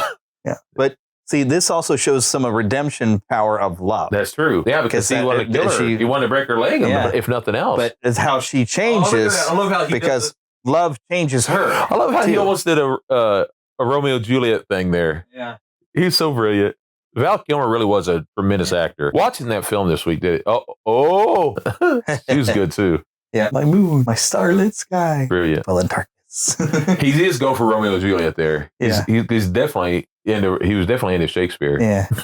And it's just the cheese, though. It is. It's so great. He was really great. Yeah. I hate saying was. So great. Back and forth. It's so corny. I love it. Yeah. That's some good lines. It is. It's great. Uh-oh. And she feels like she's been played. Deceiver. Like she's all mad, like, oh man, you kind of turned my head with some of these lines. Oh, I love but he it. kisses her anyway, you know. Yeah. And it's such a romantic, here we go. Come on now, brother. Come out. Here it is. This is where it really becomes Mad Mardigan that we know and love. Now he's got a sword. Yeah. Now I can breathe. There we go. We can't help with the nerds going out of us. We can't help it. You are great. And I love this. Whoa, slips in the snow. It's such a great character moment. It is. It's like this is where we get to really know him. Yeah. Get on the shield. That man's a big shield. It's awesome. Oh, did you hear the punch? It was an Indiana Jones punch sound. Oh, awesome. Oh, I love this. Sledding is always fun, but probably not as much fun when you're going down the side of a mountain. This is also very much Indiana Jones and the Temple of Doom going on the rails, which is another George Lucas thing. And, so maybe the critics were saying he pulled too much from his previous stuff and it seemed unoriginal. Maybe they had something to say, but you know what? It works. It here's the thing: when you have, but the thing is when you got a style, and it was really great. It worked. It really love it. That's huge. Love it. Yeah. Yeah, that was amazing too. You know, I was thinking maybe it was a Kale thing, but I heard that ching kind of instrument or whatever, again, with Kale riding up. So I wonder if it has something to do with the Evil Soldiers, a part of their music, but I don't know. Oh. Maybe he's having fun. Woohoo! We're sled. This is where, in this part, near the end, it gets almost cartoony at a point, but it's fun. But it gets almost cartoony near the end here. It's adventure. Whoa! This part. Oh, when he goes rolling down. When it becomes wrapped up in snow. Yeah. That's where it almost goes into Popeye the movie, style. Yeah. It's funny, though, so it works. Every time it does it, I expect chicken feathers to come flying out of the door, though, too. It would. And she's bored. And you're like, oh, she's tired. Yep, she's tired, baby. Like, okay, well, here we go. Sure, well, we were in danger, but I'm fine. See, like that. That's just a little rolling down. It's funny, though. Yeah, it is. It's cartoony, but that's probably why it's funny. Oosh. I swear we heard that in Star Wars, that same animal sound. Well, it sounds like the Bantha or whatever. Yeah, it does. It very much does. Because one thing they did in Star Wars was take real animals and put them together. Yeah. Well, you know what's funny is, remember I read earlier that Val Kilmer had a dream about meeting his future wife, and he wrote a poem about it. And so what is Willow saying there to him is like, you started spouting poetry. That's right. That's just kind of funny. It's, it wasn't meant to have been funny, but it ends up being a joke. Kale. Yeah, I know. I don't like eating kale either. I don't think I've ever eaten it before, but I don't want any. A young man we have at our church, his name's Kale. Oh, yeah. I oftentimes think of this. We're getting ready to have a throwback to something from earlier. So the whole moment in the cage. Yeah. When Eric. Because there he is. What's left of his army has been hiding out in this village for who knows how long. Yeah. Days at least. Yeah. Hey, you didn't let me have a punch. Or no, he doesn't punch him. I guess does he? Wants to. You left me to die, Eric. Yeah. He always reminded me of my best friend's dad. It was very similar to him. Oh, once again, the baby has perfect looks for everything going on. Yeah, they did a good job. Oh, baby. Oh, don't cry, baby. That's wonderful. Yeah. Raziel making she does the best she can do. Making noises. It's like, no, you didn't hear it, baby. You heard that this always girl. reminds me a little bit of some scenes from Snow White. When the bird comes to the raven or whatever you want to call it. Or even Legend of Sleepy Hollow. Yes. Beware. Absolutely. Yeah. And then you see, though, he's looking at Sorkin and it's still... Oh, yeah, it's coming back to him. It's come back to him. It's like, you really do like her. You like her. Because she's always a there. Girl. It was always there a little bit. You like the tough girls. That's beautiful, that fire-looking thing, that they said. I'm not saying they should have done it. I'm just saying it looks pretty looking. Uh-oh. See, Eric did give him that. Yep. Giving him the dagger. Little dagger. Getting it set up. Look at how terrifying jagged sword that she carries. It looks like a not a swordfish necessarily, but they have a thing. Like a saw blade. A saw blade, yeah. She'll hack through your bones slowly. And it hurts so bad coming out. You can imagine. I don't want to imagine. Yeah. I do love Eric's armor. Yeah. Keep the baby quiet. She needs to be changed. Yeah, Utopia. Yeah, and the fun thing is, like, Tears seems like it's this legendary place that it's like, well, even if you could find it, they don't even remember where it's at because of how long it's been cursed. And it has like a Camelot sound about it. Yeah. It's a good scene, too. Oh, that's probably the guy in the cage. He was a thief. Yeah, it goes back to that thing. That went, Are you? See, that's the thing. He's had a past. He's been a scoundrel, but he believes in something. He's got friends. Yeah. But a lot of people don't believe that. She can change. Her love changes her. And it does him too. He loves that baby, and he's got a friend. Right. He serves the Nelwyn.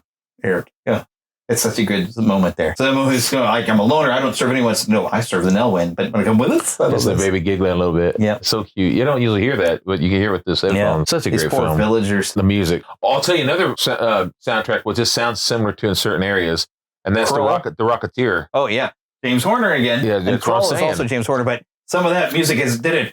That's the Rocketeer. It's very much Kroll. Yeah, that's right. Kroll. But the Rocketeer, he do that build up. Yeah, which is one of my favorites. And then he started going down in the air, and then he go back up. He was one of the best, in my opinion, of all time. Yeah. My favorite of all time is John Williams, always. And then James Horner goes right behind him. He's my number 2. Yeah. That's similar to Kroll music right here, too. Yeah, it is. Well, it's the same time frame. They even mentions in some of the notes that he did some of the same things when he was doing like Avatar and some other ones. It's got that sound of it, that same time frame, I mean. Yeah. And the look on Eric as he sees them right away, he's like, my man Mardigan actually bellies in something. He's not the man I thought he was, And he was such a good actor, too. Yeah. That actor there, I can't think of his name right now. That actor reminds me, him and another actor. That's Eric? Yeah. Let's pull his name back up again. It is Gavin O'Hurley. Gavin O'Hurley. Him or Hurley? O'Hurley, I think you're right. Yeah, O'Hurley is right. Yeah. Him, some extra him and another actor always kind of remind me of each other. The actor from Die Hard, who played the reporter. They always Joseph from Ghostbusters. Yeah. They remind me similar I can't think of his name down. Yeah, he's great. He's still with us, thank Walter God. Peck. Well, yeah. Of all things, Peck. Peck. Oh, that's a good scene, too. It is. Did I really say all that? Because it's probably stuff he was you thinking. love me. It's like two kids, like teenagers. I like that. You lied to me. No, I didn't lie. It's just when all of this. This sounds like the conversation you'd have like after a drunken night, and then the next morning it's like teenagers. all the things you said last night, and then it's gone. It went away. She wasn't really fighting him. She could have the whole time. She did because she was enjoying it. She liked it. Or she was waiting, but I don't think so. Yeah. But here's the kind of the look back and forth here. A little bit of love theme again. Mm-hmm. It reminds me a little bit of the similarity between the love between Han and Leia, and also Indiana and Marion. Yeah. Ouch. Ooh, punched him right in the jaw even. I was actually ouching because my knees happened to feel like a stab at the same time. I love how that baby's there with them. Ouch. Yeah, and he's going after her not because she can tell on him or anything, but because, no, Caleb, come with us. I love the look back, though. She stops and she looks back. He looks back, too. He's like, so it's like, something's happening here with these two. Yeah, because she didn't care. She wouldn't the evil Bav Morta theme. Yeah. The pull of her mother is what pulls her back. It's the Bad Morta, Kale, whatever. Yeah. He was one of the most terrifying looking outfits. I've seen that mask for sale back, even way back when. I love the castle. It's so fairy tale. It is. This pointed. They would have helmets for sale of Kale back in the day, but it was really expensive. But I always thought that was one of the most awesomely made. You could just see that, like you were talking about Skeletor. I would have loved to have seen that. There was something I was seeing that the reason why it's cursed as Bav Morta did because this was the only threat to her power, really, was Tirslene. They had to shut her down. So she cursed them all. But when she dies, the curse is broken. Yeah. So it's pretty cool. It's like this great, most powerful, it was like the empire of a good empire, or something. And somehow or another, like, Allura is like the heir to the throne. It looks like it's more than ice. It looks like stone ice. Yeah. Uh-oh, here we go. Yuck. But I feel like part of the curse is it made people forget where it was, except for Finn Rizal seemed to know where it was at to lead them there. She still has magic. Yeah. But with the way Eric's like, even if you could find it, like they all forgot it was there. Yeah. They know it exists, but they don't remember where to find it. It's that curse is devious. Yeah, I swear. That cloud, Yeah. It takes away everybody's hope. Like, this was the strongest place in there. It kind of reminds me of the movie The Shadow, where that building was there. The whole time, but nobody could see it. But Finn Rizal, because she's a powerful sorceress herself, could find it. And this is where he finally starts getting his armor together. Yes. And starts becoming his armor's cool. Yeah, it is. He becomes a one-man army. I mean, that's all the toys have been based off this, and because that's where he really starts becoming who he is. Yeah. So there it is. There's the slow armor. But sure. And we get a little bit of the theme when he sees the armor. Slow but sure in this film, he's becoming who he is. Rizal suddenly having faith in him, who's calling him a farmer, and suddenly, well, you can be a sorcerer. Here we go. He got distracted. Yeah. Which I'm glad here they come. I think that's what distracted him. Is like, here they come. Bad guys. Here we go. Willow, you idiot. You old goat. I love that helmet. You understand how long, but it's funny. The chainmail and everything. That's awesome, man. Yeah. That's oh man. That's big heavy doors they get too. Yeah, Matt Morgan, strong dude, man. Big heavy doors. And locked. Right before they get there. Whoa. Yeah. What happened to you? What the heck happened to you? Yep. It's so great. This reminds me of this the old A-Team scenes where they're building up the right. It's also a little bit Home Alone, it is. Traps. Was it before Home Alone? Yeah. Both of them. Yeah. Both armies are getting ready. The weapons. Oh yeah. I love that. Bear traps. Oh, those bear traps, man. That's painful, man. And he's looking and he got the baby. Get the baby safe, brother. Yep.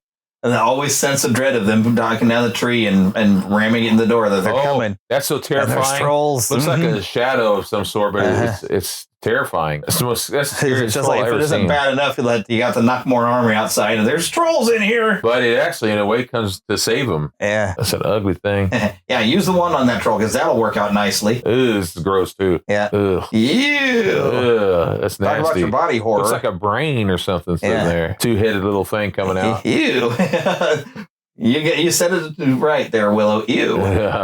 Kick it into the water and forget about it until it becomes a big problem. That's right. And I mean a big problem. Yeah, it's not a tumor.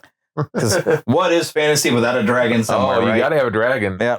Which he created from a troll. Yeah. For his magic. We're gonna go every time. Helmet. I was that way. I love this This is part. a great scene. It's very Han Solo. Yeah, it is.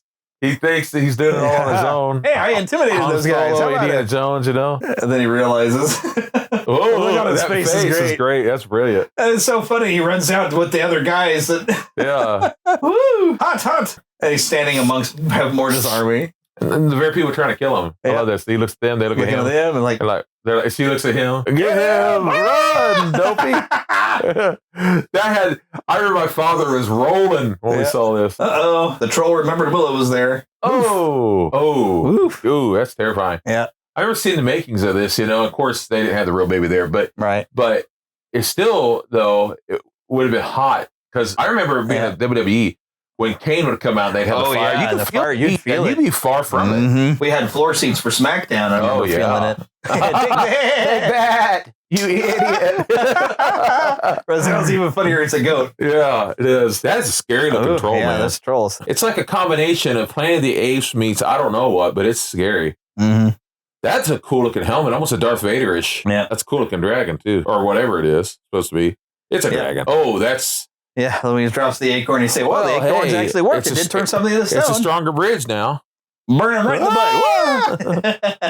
butt. We didn't start the fire. You know that troll's got a stink and he's got to hold on to it, though. But it's smelly troll. It's either that or you fall where the dragon Smelly troll, smelly troll. Oh, what there goes. Are they feeding you? You're eating your own kind, sort more or less. Yeah. Well, I thought you were a troll like me until you became a dragon. With 2 heads. They were trolling him. He was out of control. There you go. Oh, we got to stop there. We're going to do. But yeah, it's funny just watching Sorcha just say, wow, he is a brave warrior. Yeah, she's loving him. Yeah. Oh, there's another one. You're another doggone troll. How many trolls are in this place? Oh, I don't like it. I don't like seeing a baby cry. There was that Indiana Jones punch again. It is, man. That's a great sound effect. But yeah, she sees him being this great warrior with 2 swords, and she's like, ooh. We need to hear that. You know that. What do you call that scream? The Wilhelm. Wilhelm. I knew it was Will something. Yeah, I thought it was already in one there earlier. Maybe you're right, but that Wilhelm is a great scream. Yeah. And Lucas loves it. Get him already. I love this. Here we go. And he scares the troll. Yeah, I know, it's great. He's trolling him. There we go. Yeah. And they're gonna eat that one too. Gives Willow a sword. I love the look on his face before he does this. Like, this is great. Like, I gotta do this. Am I really doing this? Yes, I am. This is one of my favorite scenes. I mean, obviously stop motion, but the thing is, for the time, that was amazing. She jumps. Go, Willow. Yeah, his first leave my kill. baby alone, you little scum. He found his courage, but then Kale shows up. That's terrifying. Look, Willow, sorry, dude. You're not a match for Kale. But I just love the way she's watching Matt Mardigan this whole time. And here she comes, and you think, oh no, he's in trouble. But then it's a great moment. The music changes. Thank you, Brownies. You came to I don't think that's what it all was, but boom. I love this one blows up, trying to blow flyer with a sword through its head. Yeah. And unlike a Hydra, you kill one head and he actually killed everything. Oh, look, that dude's running off on fire. Ah! Here they come. Yeah, come on, Eric. I love that sword. I love that sword. Yeah, it's very cool. That's awesome. And of course, they made it distinct for a reason. That way, that Matt Mardigan was just like his outfit. His outfit is distinct. It doesn't look like everyone else's, and that's very cool. That's why you're supposed to, whether it be on wrestling, whether it be on movies, whether it be on superheroes, you're supposed to be distinctive. Yeah. You're not supposed to stand out unless you're just a simple sidekick. Yeah, and by sidekick I mean a side character. Just a generic warrior. Yeah. Eric having that gold armor. Yeah. But Kale, he just rips his way through them. Oh. It's amazing Kale didn't kill Willow, but I guess he really wanted the baby. He got the baby and off he went. Thank you.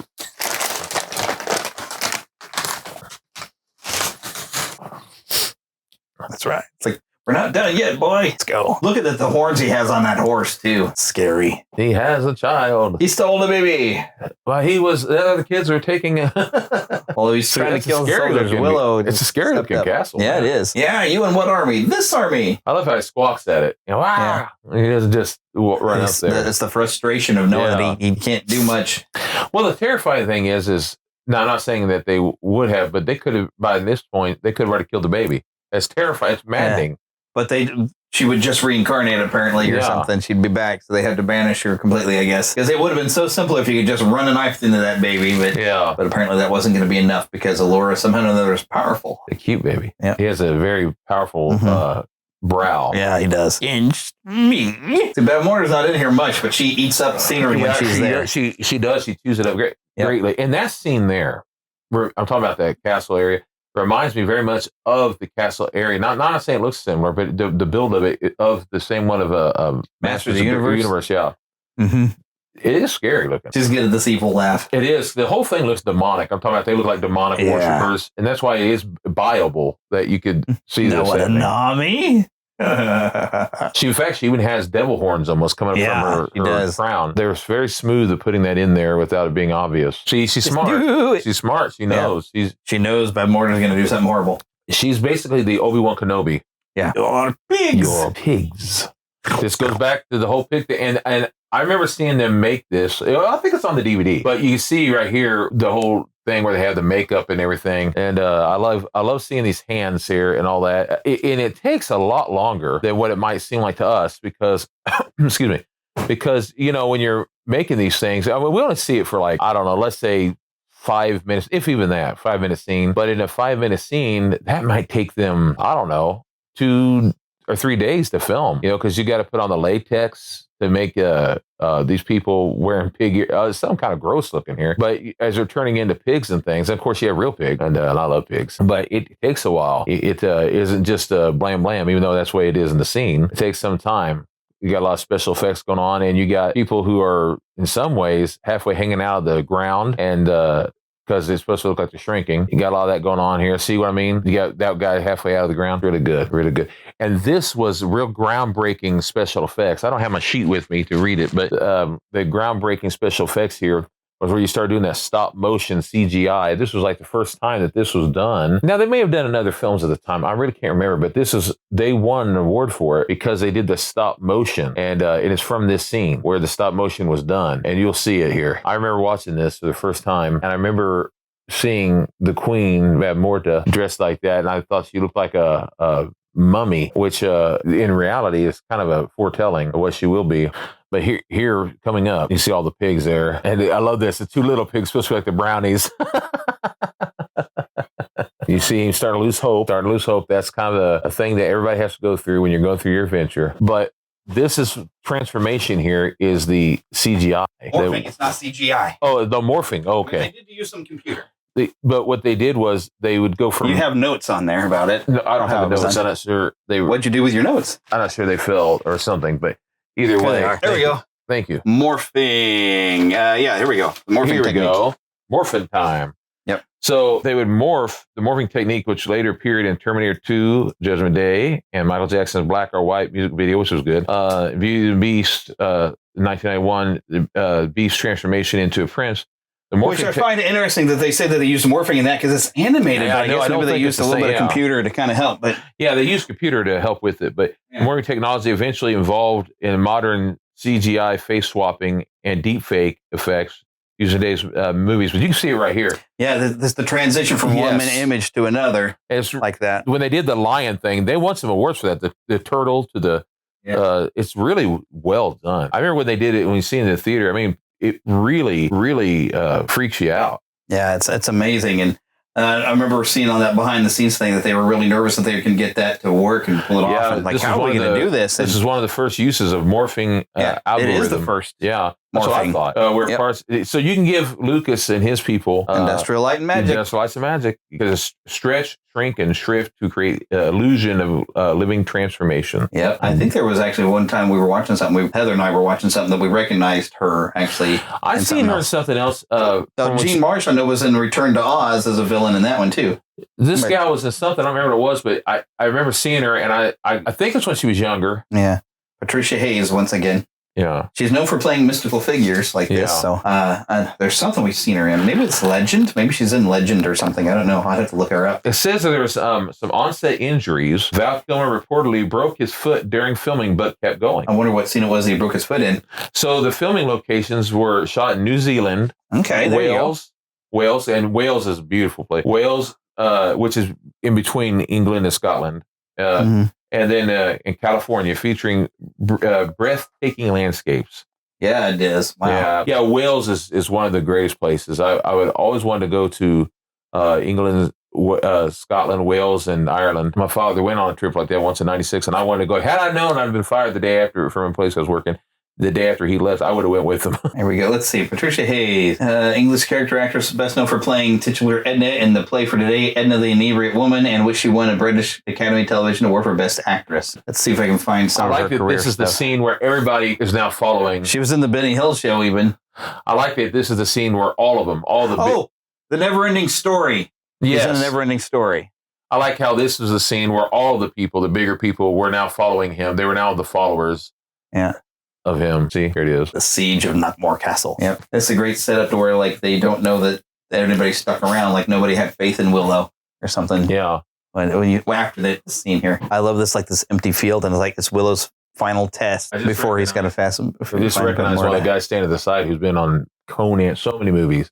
He's a great swordsman, moviegoer. He's one of the best. He's on just about everything you can think of. Stuntman, most likely. He was everything. And so he gets to. He was on Conan the Destroyer. He was on every. He was that supporting character. Exactly amazing.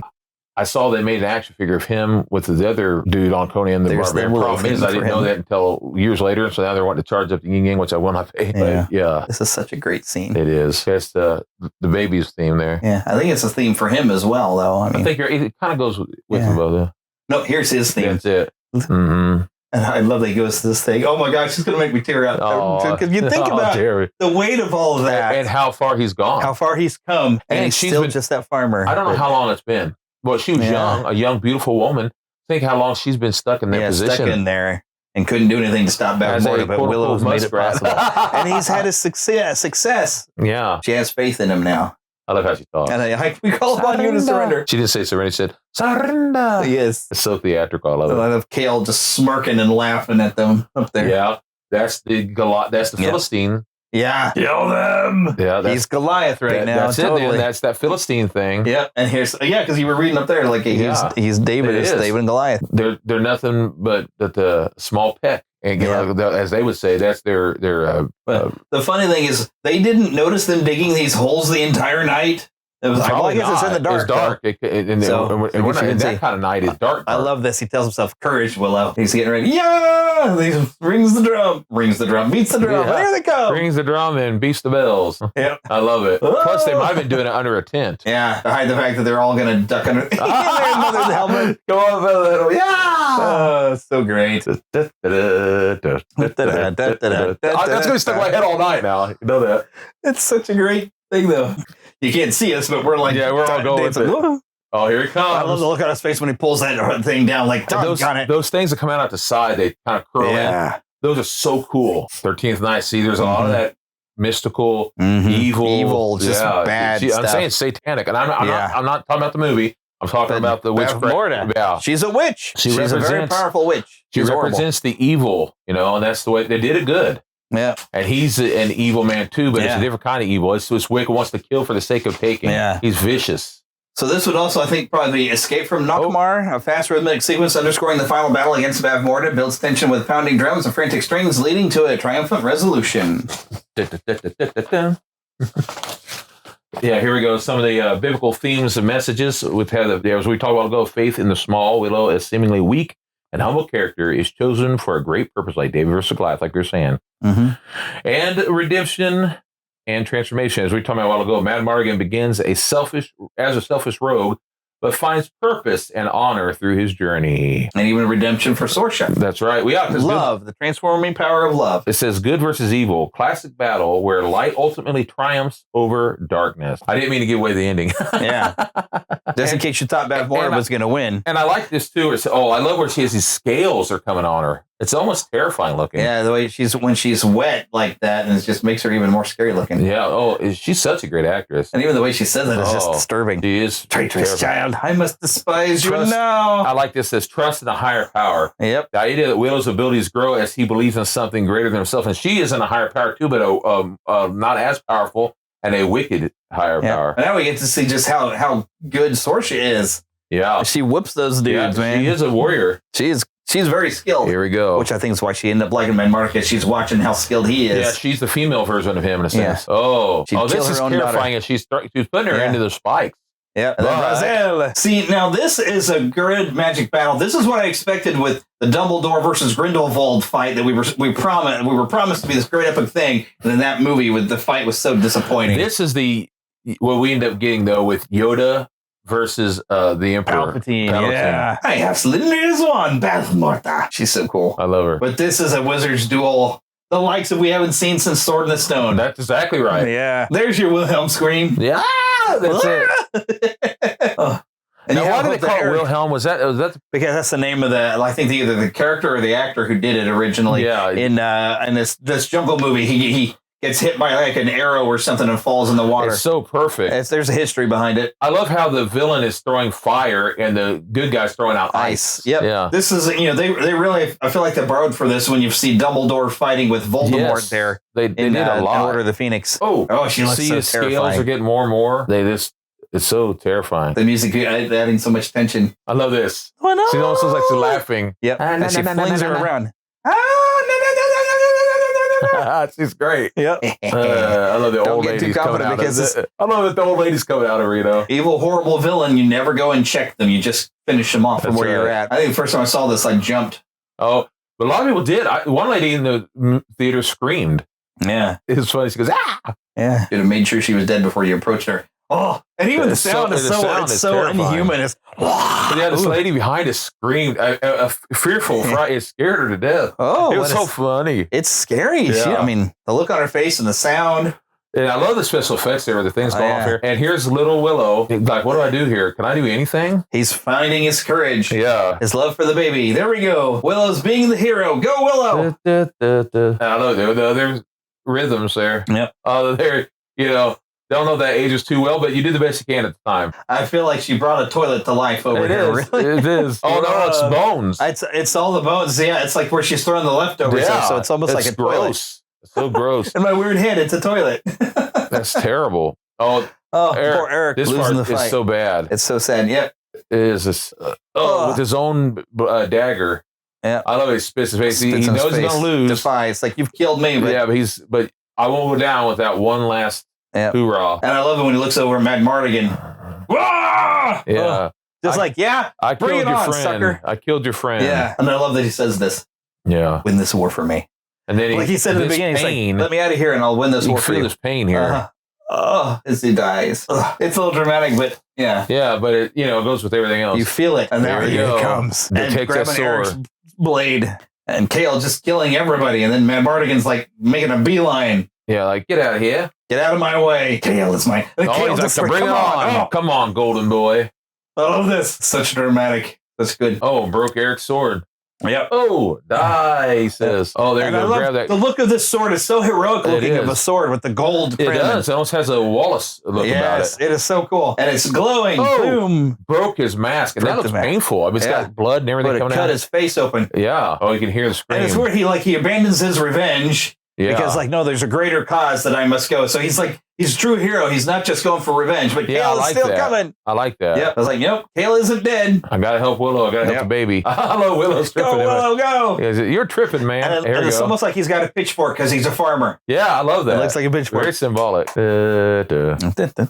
Oh, I got him with Eric's sword. And it's broken too, because remember he broke broken sword. I do love that Kale doesn't go out like a punk. Yeah, he's fighting it as he's dying. Yeah, he is. Breath. He's like, I'm not dying yet, bud. Until finally, he is terrifying. Jamming Eric's sword further. I think. Oh, and uses Kale's his own sword. Yes, Kale is one of the scariest villains I think ever. Oh, and the lightning coming around. Yes, it's great. It's so great. Oh, cool. Resort to good old fashioned Indiana Jones punching. That's it, man. I love that punching sound effect. Me too. It's Thank beautiful. you, Indiana Jones. It's beautiful. I love it. It's amazing. Oh, don't hurt the lady. Yeah. Once again, make sure she's dead. That's it. Oh, but I love how Willow's going to win this by being himself and doing what he knows to do. Right, you're stronger than you realize. Yeah. Oh, she's so scary as the wrinkles and everything are just coming out. Yeah, it's all coming out. Like I said, scaly looking thing, all of it. Because her true self's coming out just like his is. Oh, Willow good. And the confidence of a great sorcerer. Oh. Yeah. And that's the thing. And you think, oh, the acorn, he's won. And then he had confidence because not in himself, but in what he had, and it's not enough. Yeah, he didn't have confidence in his own abilities. He had confidence in what he was given, the acorn. Mm-hmm. But you kind of think, oh, he's done it, he's won. And then she shakes it off like that. That your powers, the one. Oh, it's so scary. Oh, she looks like she's already dead almost. She's my goodness. She's like a walking corpse. She just orders him around like, yeah, you're nothing. You just better do what I tell you. You don't even matter. Yeah. But here he comes. He's realized that it's his power in his own hand. Here we go. I love this. You stupid old hag. You stupid hag. And she's still taunting him the whole time. I'll just destroy you and the child with you. So I never figured out if it's something that she did that hurt his hand or he did some real magic in there. This is a supreme pig trick and it hurt him. I'm not sure. It looks like she's about to do something to the baby. The baby wasn't there and it hurt his hand. That's how I took it. Well, I love she banishes herself to another realm. Awesome. Yeah. For a disappearing pig trick. Yep, the pig's disappearing. And then look on his face so satisfied, like, yeah, you go to the nether realm and you die. Yeah. You evil hag. That's right. You evil hag. I love how it talks. You evil hag. Yep. Way to go, Leprechaun. Good job. Because he is, of course, Leprechaun. He's great. Where's my gold? I love him. Yeah. And Matt Morgan showing up. Too late. It's over. We did it. We didn't need you. But he goes, of course, the sorcerer. That's his gold. That's his goal. Power that he had over himself. It's so great. Aww. It's so great. Aww. And she cleans up real good. Yeah, she does. Beautiful hair. Mm-hmm. Aww, you baby. I like him looking like a not a prince, but definitely a nobleman. Yeah, he's probably become captain of the guard now. Now that everybody's been freed from the curse. I love that. You don't even realize he's bald the whole time. Laura waves him bye-bye. Oh. And I like the red banners and everything. I love it. With the blue, I mean, it's something out of like Walt Disney World. It is. It looks. This is so great. It's like every classic fairy tale, medieval thing come together. Like something you seen on Smurfs back in the day, when they go out to the kingdoms, you know? Yeah. I love that theme. Yeah. Look at the cute little pony. Yeah. Oh, it's Buddy. Me gosh. Me gosh. Oh, me gosh. I know. You wonder how much news has gotten back to them of what all's happened. I don't know. Because they're cheering for him. It's like they know. It's like they know. I'm so proud of you. Yeah. Here we go. See, he's got magic. He made a bird. Splat. I told him to do that. Oh. Yeah, you did it. You made it poop all over his face. Yep. that sounded quite a bit like him. All he really wanted to do was be able to see his family again. Go get her. Yeah. That's your treasure. You had it the whole time. But you see, if he hadn't gone, they may not have been there because they would have eventually come and got them all. Yeah. Dada. I love this. Like these people are just especially the girls, because the romance and it's adorable. I love it, and I love this music they're about to start up on. It's the same music we get during the party and the thing. Yeah, the little windmills. Yeah. The little Shire. Here we go.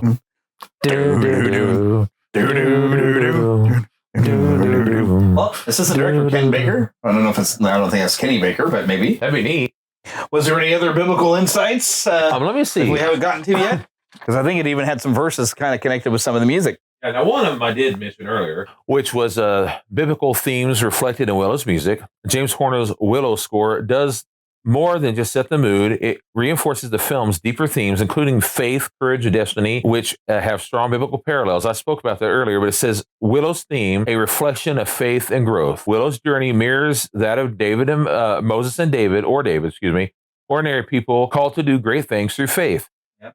The theme starts softly, symbolizing his humble beginnings, and builds in strength as he steps into his destiny. This musical progression mirrors how faith grows when tested, like James 1:2-4 tells us. Laura Dannon's theme, A Child of Destiny, the gentle heavenly melody reflects her role as a chosen child, much like how baby Moses was set apart to deliver Israel.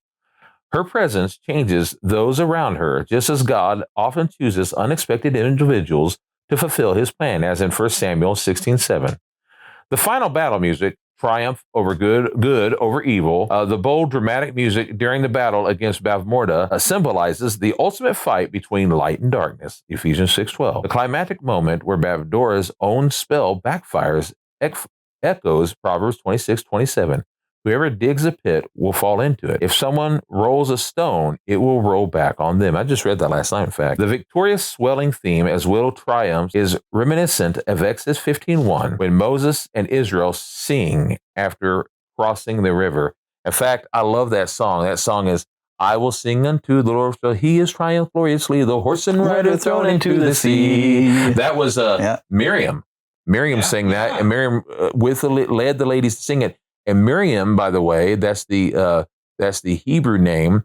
Miriam is where the Greek name Maria came from, which is where the then later English name Mary came from. So when you hear people talking about Mary, that's actually their name was Miriam. Miriam. Yep. Mm-hmm. So more information that you didn't ask, but I told you. So, but yeah, I think that covers a lot of the major themes that I always get from it. Is the when God calls you to do something, even if you're small for an Elwyn, He will equip you to do it. God, you got a thing on your wall. It's like God doesn't call the equipped; He calls those that He can. Whenever in 2014, this is 11 years ago now.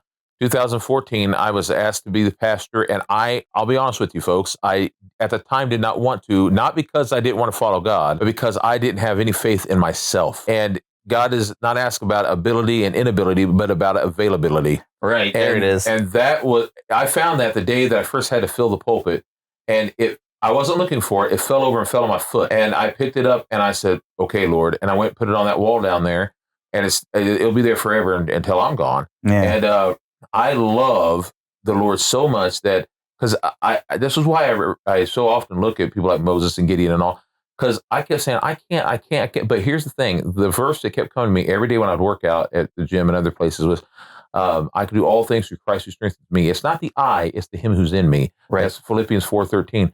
Because we have to remember that if we're relying on our own power, we're relying on the wrong power. Right. Although in Willow, the power resides within him. Yes. But it's what it is he doesn't do anything powerful. It is the abilities that God already had given him that he already had. That's exactly right. And his own skills of doing tricks, something that you don't think is going to be useful, God has put in you, and it will be useful. Throughout my life, and I've mentioned this many times, I wanted to be an artist, I wanted to be a wrestler, I wanted to be this, wanted to be that.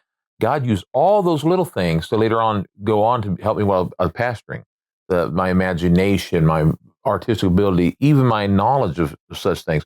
To this day, I can still use them. Yeah. So you never can tell what God can use. Yeah. He can use it all. I love the little choral thing at the end. Beautiful. Oh, it's beautiful. As it fades away. Mm-hmm. And eventually I'm going to cut off the sound from the thing. They would use that type of stuff with Titanic later.